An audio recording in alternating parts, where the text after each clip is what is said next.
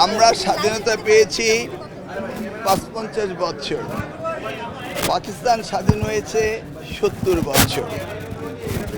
আমি এই স্টলগুলি ঘুরে মনে হলো সমগ্র পাকিস্তান আমি ঘুরে আসছি এবং তাদের যে শিক্ষায় যে ব্যাপক উন্নয়ন ঘটেছে আমি সত্যি ইমেজড।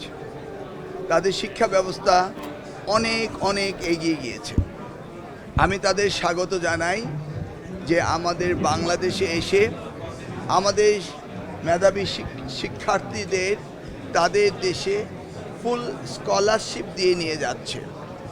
ইনস্টিটিউশন ওয়াইজ একাডেমিক ক্রেডেনশিয়াল অনুযায়ী তাদের বিশ্ববিদ্যালয়গুলো অত্যন্ত এক্সিলেন্ট, সেন্টার অফ এক্সিলেন্স।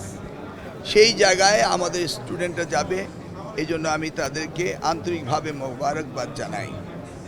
এবং আমাদের সাথে পাকিস্তানের কালচারের মিল রয়েছে, খাবার দাবার রিলিজিয়াস মিল রয়েছে, অতএব আমাদের ছেলেমেয়েরা সেখানে গিয়ে সুন্দর থাকতে পারবে, এটা আমার বিশ্বাস রয়েছে।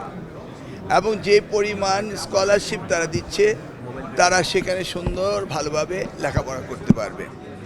অন দ্য আদার হ্যান্ড আমি বাংলাদেশি হিসাবে চাইব আমাদের দেশেও আমাদের শিক্ষা প্রতিষ্ঠানগুলো এইভাবে উন্নতি সাধন করুক এবং বিদেশি স্টুডেন্টরা আসুক আমাদের দেশে, এবং এই গ্লোবাল ভিলেজে আমরা যেন সকলেই শিক্ষায় মান উন্নয়ন করতে পারি এবং এই প্রতিযোগিতায় যেন আমরা টিকে থাকতে পারি। আমাদের দেশ সম্পদে ভরপুর। আমাদের এই তরুণরা রয়েছে মোর দেন 65%। আমাদের ডেমোগ্রাফিক ডিভিডেন্ড তাদের পে করতে হবে। অতএব আমরা বাংলাদেশে শিক্ষাক্ষেত্র জনাব তারেক রহমানের নেতৃত্বে আমরা অবদান রাখব, এই অঙ্গীকার আজকে এখানে এসেও আবারও করছি যে আমাদের শিক্ষা ব্যবস্থাকে উন্নয়নের জন্য আমাদের প্রধানমন্ত্রীর নির্দেশে আমরা যথাসাধ্য কাজ করব। তবে পাকিস্তানের উন্নয়ন দেখে আমি অভিভূত হয়েছি এবং আমি গর্বিত মনে করছি যে তারা অনেক এগিয়ে গিয়েছে।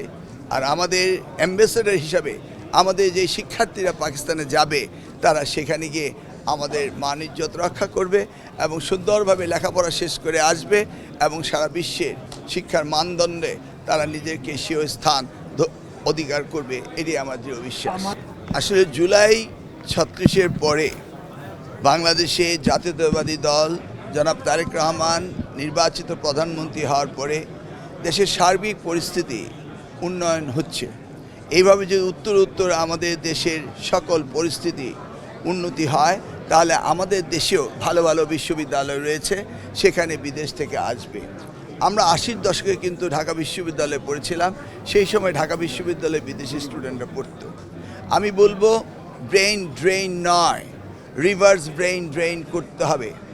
আমরা দেখেছি আমাদের দেশের সন্তানরা বাইরে গিয়ে উচ্চশিক্ষিত হবে এবং সেখান থেকে আবার দেশে ফিরে আসবে, এসে দেশ সেবায় মানবতার সেবায় কাজ করবে, সেভাবেই আমাদের দেশে উন্নয়ন হবে। আমাদের প্রধানমন্ত্রী জনাব তারেক রহমান তিনি শিক্ষাকে সবচেয়ে বেশি গুরুত্ব দিচ্ছেন এবং তার মধ্যে তিনি কারিগরি শিক্ষাকে আরও অধিকতর গুরুত্ব দিচ্ছেন এবং ইতিমধ্যেই আমাদের নির্বাচনী এজেন্ডায় শিক্ষার বিষয়ে ব্যাপক কাজ করার প্রতিশ্রুতি নিয়ে আমরা এগিয়ে যাচ্ছি। ইনশাল্লাহ আপনারা পর্যায়ক্রমে দেখতে পারবেন এবং আমরা কাজ করব ওনার নির্দেশে, এই আশ্বাস আপনাদের দিতে পারি।